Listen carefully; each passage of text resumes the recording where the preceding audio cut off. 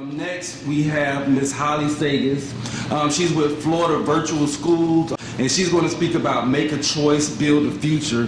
And one thing I wanted to point out about Ms. SAGUES and Florida Virtual School is that they are the title sponsor for our luncheon that's going to be this afternoon. And we really appreciate their sponsorship and their willingness to come and assist in this program. So, Ms. SAGUES, without further ado.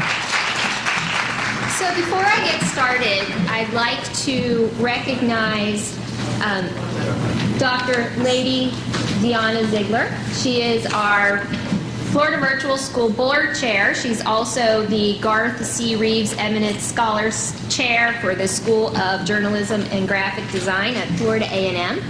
And Dr. Ziegler has been on the Florida Virtual School Board since 2000.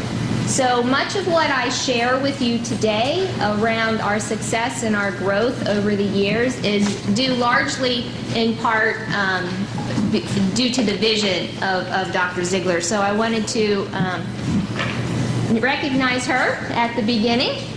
I also wanted to just recognize a few of my team members that are here with us today. We've got Brian and Jaminda, who, if you guys will just kind of raise your hands.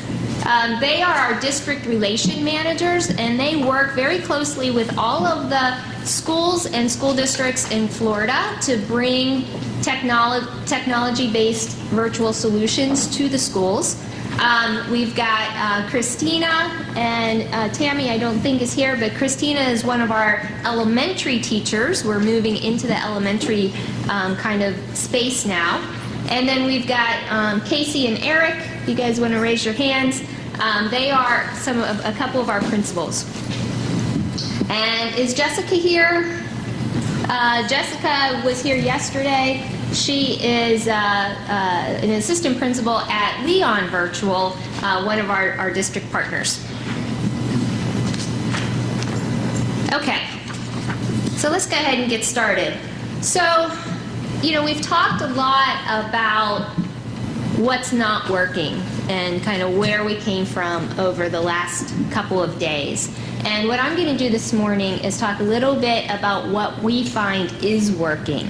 So imagine a classroom where all students have computers, they're all taking online courses, they're all progressing through competency, through mastery, starting where they're at and working their way through when they're ready, and they're all on track to complete on time by the end of the school year. So that environment does exist, and I'm going to go into it a little bit more later on. But before I do that, I want to give you a little bit more background on Florida Virtual School and who we are to provide a little more context. I don't have a whole lot of space up here, so I'm going to reorganize for just a second. Okay, so you can see our mission, our vision, and our values. We launched officially under Governor Childs back in 1997, and then a lot of our growth and success came in under Governor Bush when he came into office. We are fully accredited. We are a statewide public school. We have 19 years of history of successfully educating students. We offer over 150 courses free to Florida students, including 20 plus career and technical courses where students can earn certifications. We have AP, and we have core subjects, we have electives. We have won numerous awards over the years for our innovation, success, and the technology-based education that we provide. But why is this important? Why is it important to have online courses? If you think about what you do every day now, whether it's for work or pleasure or just for your own personal learning, everyone gets on the internet through some vehicle, whether it's your phone, your computer, your work computer, the library. Everyone's getting access to the internet now. So taking an online course is not only important just for the core subject matter that you're trying to learn. it helps you develop all of those skills you need to pretty much navigate your life in today's society. It helps prepare you for college. You can't get through college now without taking an online course. You know, very few schools are still face-to-face, and that space is growing tremendously. If you go into the military, your training, a good bit of your training is going to be online. If you get a job, a good deal of your training and professional development is going to be taken online. Was a teacher for many years. I still have my teaching certificate. I had to go in and it's time for me to renew my teaching certificate. I just had to finish a 20-hour course on working with ESE students. It was all online. So a good bit of what we do today takes place over the internet, so it's to our benefit to prepare our students for that future. So I'm often asked, what type of student is best served by Florida Virtual School? And the answer is any student looking to take a course for any reason. Some students come to recover credits. They may have failed a course in their high school and they want to recover that credit. Some students come to accelerate. They want to get ahead. My son is an example of that. He was an average math student. He was taking algebra in 9th grade, but he knew he wanted to be an engineer, so he needed to get to calculus. It was his goal to get through calculus by the time he was in high school, so he wound up taking geometry over the summer in an online environment so that he could progress to get to calculus because it wasn't something that his school was able to provide for him. Courses that are not offered in your traditional school, we see this a lot, and especially some of the more rural districts in Florida, they just don't have the teachers to be able to offer computer science, Latin, AP physics. Those are all types of courses that, sometimes it's difficult to find a teacher. Well, now the playing field has been leveled. Those students can take courses and get ahead.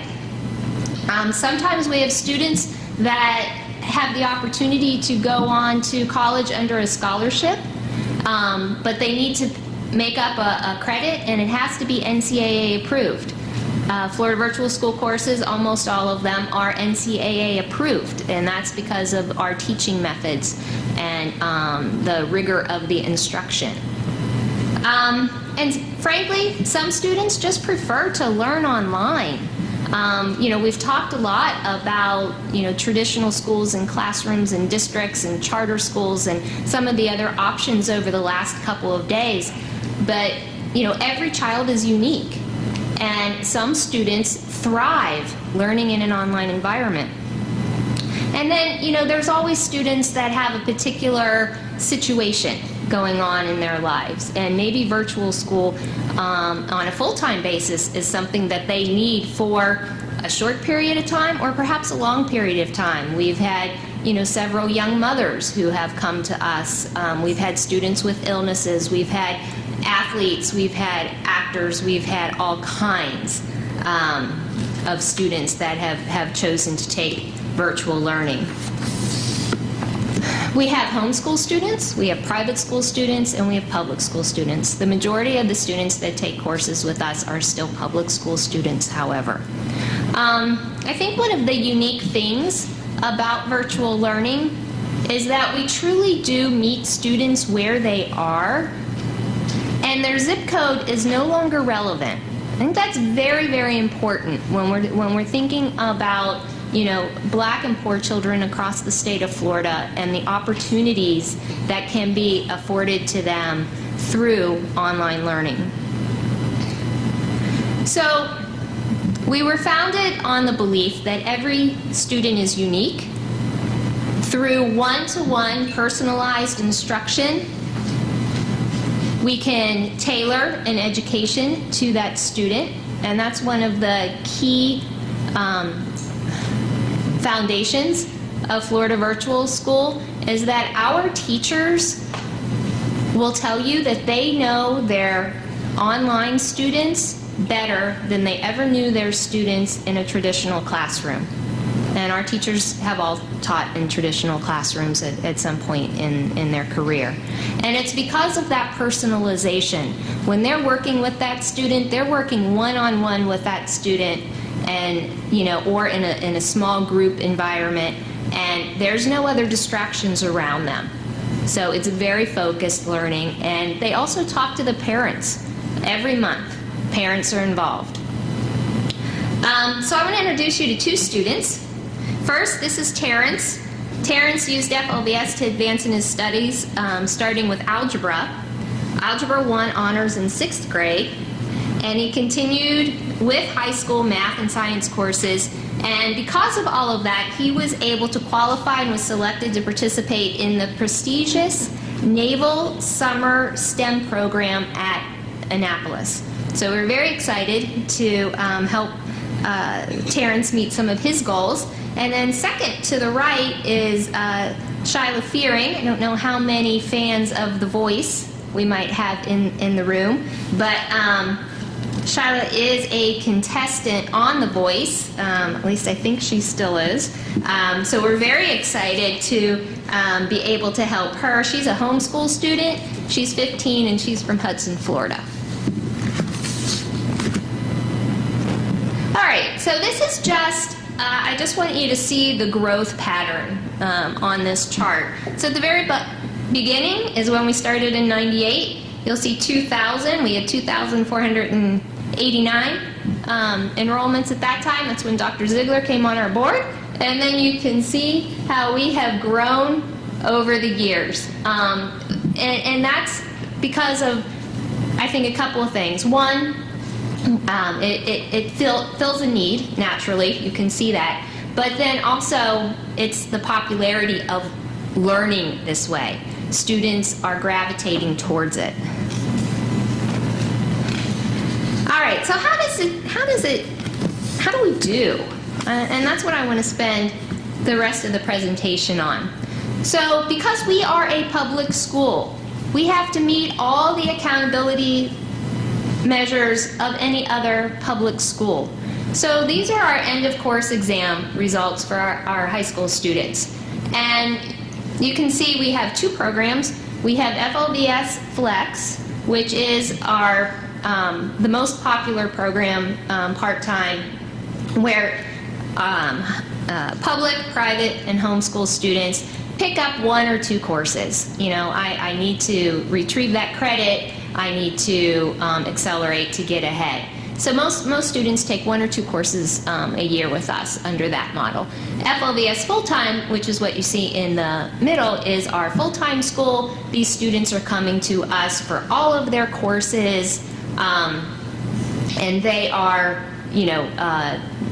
just like if they had gone to your local, kindergarten through 5th grade elementary school, your local middle school, or your local high school. They are fully enrolled. We are the school of record for those students. So you can see our results, and then you can go ahead and you can see the state results over on the right column under each test. And we exceed the state on every single exam. So I think that's important. It shows you that we're relevant and it works. And it's apples to apples of what's happening in every other public school in the state. All right, so here, how about advanced placement? So let me show you some of our advanced placement scores. We exceeded the state of Florida in overall averages in comparing the 14 AP courses that we offer. So we exceeded the state of Florida. We came in right at the national average overall for our courses. And we were above the national AP qualifying averages in 7 of the 14 courses, but overall the average came in right at the national average. The other piece of accountability I wanted to share with you is in our full-time school. We get a grade, just like every other school. in the state of Florida. In 2014-15, our kindergarten through grade 8 school received a B, and our high school received an A.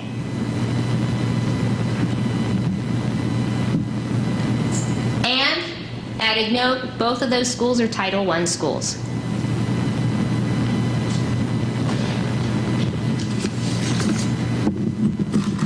All right, so how can Florida Virtual School help? What solutions can we provide?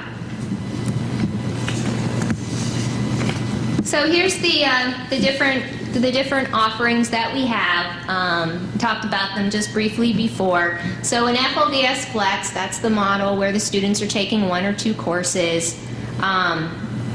It's rolling year-round enrollment, meaning that they can sign up any day. We have some seniors who have found themselves in trouble and just within the last 2 months have signed up with the course because, you know, they're missing a half a credit all of a sudden and they're not going to be able to graduate. So the spring is a very busy time for us and, you know, helping seniors be able to walk. Courses are available 24/7, of course. That's the beauty of the internet. We had done a chart a few years back of when our students work, and most of the time our students are logging on in the evenings, on the weekends, early in the morning, and then of course we have some, you know, homeschool students and our full-time students who are working during the day. But it's very interesting to see their work patterns. Teachers are available from 8 o'clock in the morning until 8 o'clock at night. That doesn't mean that they're all working 12-hour days.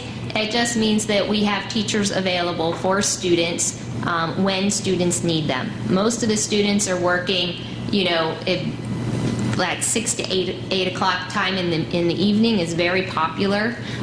So we try to have some teachers available for those students during those times. And then also, you know, our students text their teachers, and I can assure you it's outside of the 8 to 8 guideline. Many of our teachers get text messages at, you know, 9, 10, 11 o'clock at night. And then, you know, we also have students can email, and, you know, we have online chat for students, and so there's, you know, lots of ways for students to get with their teachers.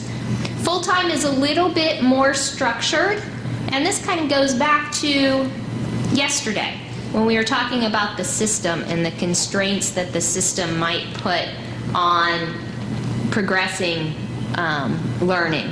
And so it's a little more structured, and frankly some of that is due to testing in the spring. We have to test students in the spring, especially in the earlier grades. In the high schools they do offer multiple opportunities to take the EOCs, but so it's a little more structured, but there's still flexibility within that structure. If I want to spend more time on science today and less time on language arts, I can do that as long as I meet my goals at the end of the week. And of course students graduate with a diploma. We also work with school districts.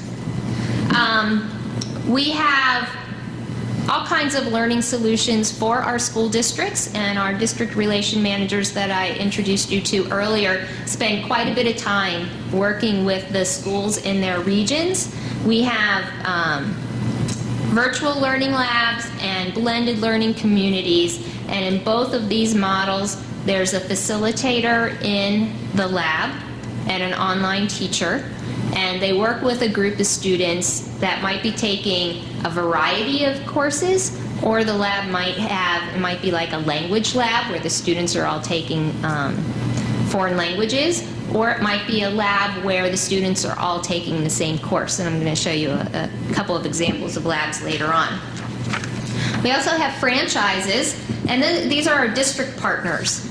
We have 55 of the 67 different districts are using some of our curriculum in their own virtual schools, and we work with those virtual schools to make sure that the teachers are trained, that they understand the curriculum, and we work together to best serve students.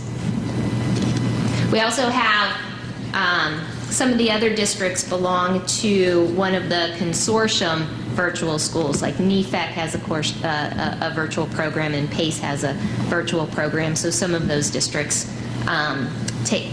help their students take virtual courses, not only through us, but also through their local education consortium. All right, so I'm going to talk about Crossroad Academy. It's a charter school, and it's in Gadsden County. It was established in 1998. This is the first year that this school has a lab. It's in Quincy. They have about 500 pre-K through 11th grade students, and they're very much into personalizing the experience for those students. And one of the ways that they do that is they conduct a monthly family night where the families can come in, they can look at the curriculum together, they can go through any questions or concerns and really help motivate the students to stay on track. So the principal, Kevin Forehand at Crossroad, gave us a quote for the presentation. FLVS has allowed us to meet the diverse needs of scholars while fulfilling an obligation to provide an array of options to them through virtual instruction. So, and I didn't mention that the school is 99% minority, and it's also Title I. So these are the courses that they're taking right now in the lab. They're taking middle school critical thinking, and then Spanish 1 and Hope in high school. And I think one of the things I want to point out here is that the critical thinking course for the middle schoolers is very much focused around character development, cultural development, things of that nature. And we're finding that is turning out to be a very successful model with working with some of our underserved students. And I'm going to talk about another one here in a minute too. Oops. Okay, so the other model I want to mention today is what we're doing down in Miami-Dade. We've been working with Maui Ascadom for about the last 5 years, I believe. And he is a immigrant from Africa. He came over when he was a young boy, spoke no English, had to navigate through the Chicago public school system. It was very difficult for him. His family didn't speak any English. But he was one of those students that persevered, and he wound up going to Harvard, and now he's dedicated his life to helping English language learner students be successful. So the first couple of times we offered this course, it was going pretty well. But then a couple of years ago, we made a modification to the course that we were using down in Miami with some of these students, and we put a bilingual instructor in the course. So we've got a facilitator in the lab, a bilingual instructor online. They've all been through the training that Maui provides, and the course, peer counseling, that we're using down there also has the name of Super ELL, that's what they call it up in Chicago. But the peer counseling course is very much focused on that cultural development, character development, and helping students feel very positive about where they are and helping them to get to where they need to be. So once we made that change, we saw a higher completion rate. Students were doing better. We saw higher final grades, and we saw, a higher percentage of students actually passing the course. And so we did a survey with those kids, and 90% of the students in the peer counseling course answered yes, that now they are aspiring to go on to college. 94% said that the course is helping them with their other courses. 98% thought it should be recommended to other ELL students, and 92% the courses increased their pride in their family and culture. So we're seeing some really good trends, and so we want to continue to work on that.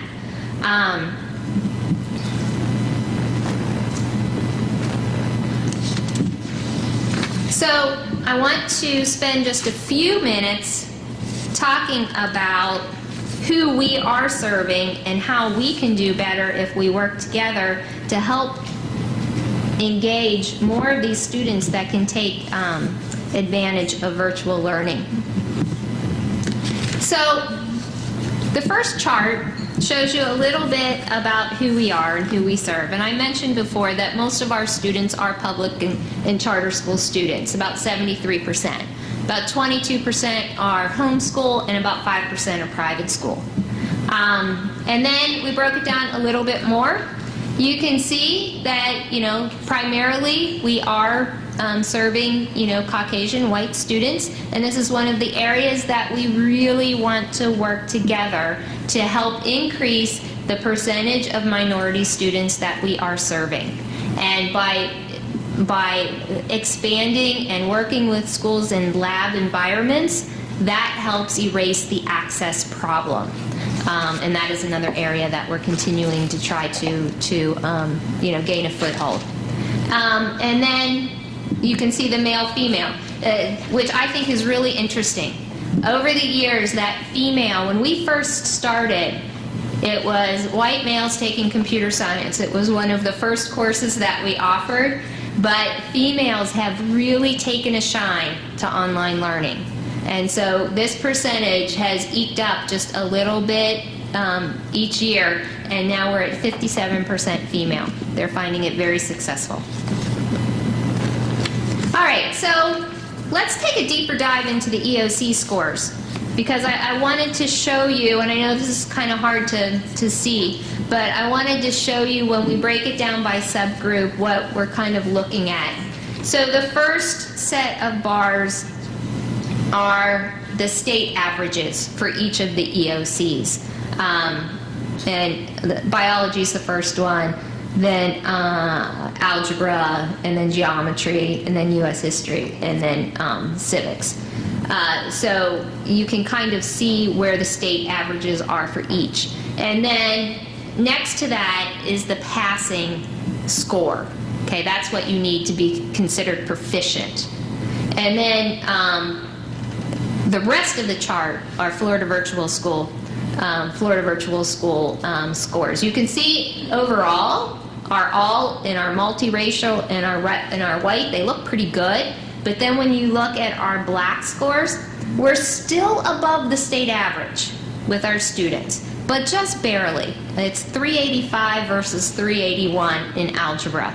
So there's more work we can do here. And this is, I think if we can expand the population and get more students engaged, we can figure out even more so how to make it click and bring those scores up. So just kind of wrapping up, our statute says that we will serve students who need expanded access to courses in order to meet their educational needs, such as home education students and students in inner city and rural high schools who do not have access to higher level courses. So this is a priority for us. And we're really hopeful that together we can reach more students in need. And I'm going to end with just one of our new little commercials. Maybe. I'm a genius. I'm a gym rat.